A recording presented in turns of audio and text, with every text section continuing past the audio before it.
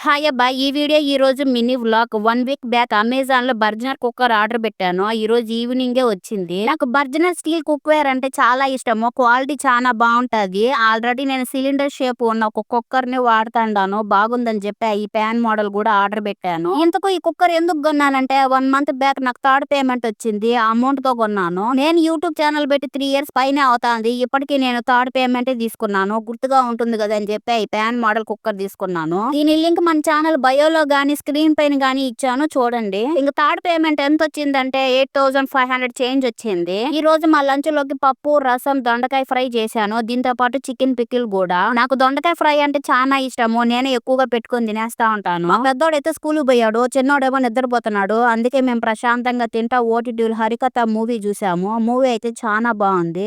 మీరు కూడా చూడండి. ఆయన ఆఫీస్ నుంచి వస్తా ఈ కీరకాయలు తెచ్చినాడు. అన్నం తినేసినాక ఇంక ఉప్పు కారం వేసుకొని 2